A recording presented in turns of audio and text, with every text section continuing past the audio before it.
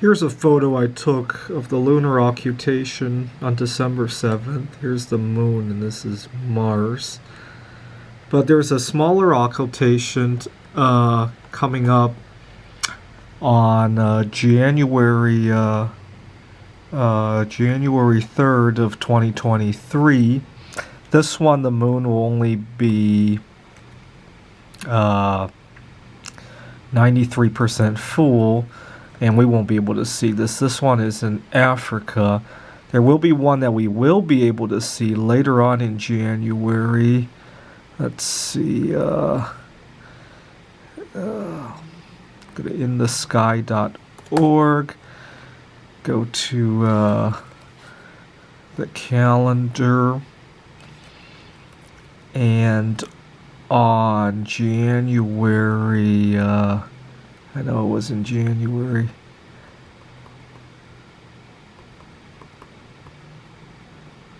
Lunar occultation. Yeah, this is December. That's why. See, in the end, it's in the end of January.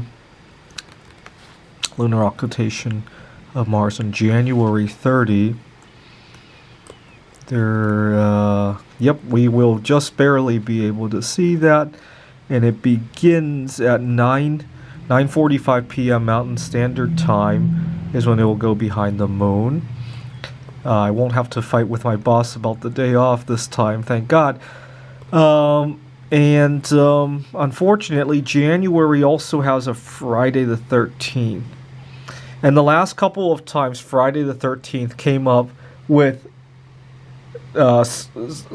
space events. Really bad things have happened with COVID-19 cases.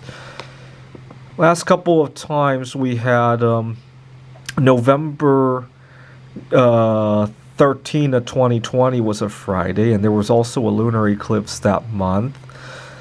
We had a May 13th of 2022, which also had a lunar eclipse.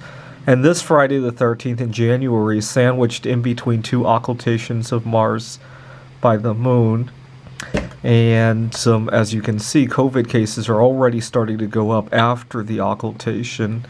Now, my coworker wants to blame. His theory is that people go out to see these events and cause COVID to go up. But you can see that it already started going up well in advance of these events, right? I guess you could say some people go to their favorite vantage points to kind of practice with their camera. I guess you can maybe say that.